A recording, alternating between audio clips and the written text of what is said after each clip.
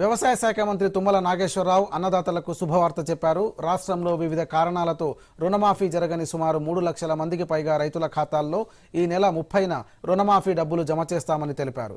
రంగారెడ్డి జిల్లా షాద్నగర్ వ్యవసాయ market committee నూతన కార్యవర్గ ప్రమాణ స్వీకార కార్యక్రమానికి హాజరైన మంత్రి తుమ్మల మాట్లాడుతూ శనివారం మహబూబ్ నగర్లో జరగనున్న రైతు పండుగ సందర్భంగా రైతు రుణమాఫీ నిధులు విడుదల చేస్తున్నట్లు చెప్పారు.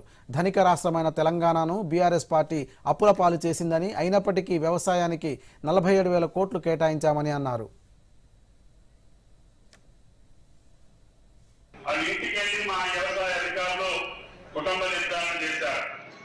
సుమారు 3 లక్షల పైసలకు మాకు అందుబాటులోకి వచ్చాయి.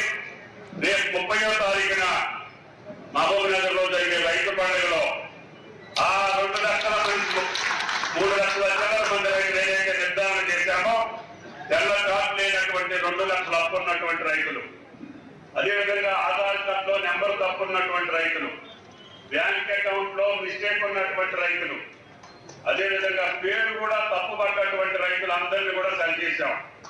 ఆ అకౌంట్లన్నీ కూడా మా దగ్గరికి వచ్చినాయి. కొన్ని బ్యాంకులు ఆ రోజుకి లిస్టు పంపించాల, కరెక్ట్ అయినటువంటి 2 అప్పున్నటువంటి రైతుల లిస్టులలో కొన్ని బ్యాంకులు 58,000 మందికి రికార్డు మాకు రాలేదు. వాటిని కూడా ముఖ్యమంత్రి గారు ఇవ్వమని చెప్పారు. వీటన్నింటినీ కలిపి రేపు సుమారు 3,000 కోట్లు మహబూబ్ నగర్ రైతు పండుగలో ఈ ఖాతాలో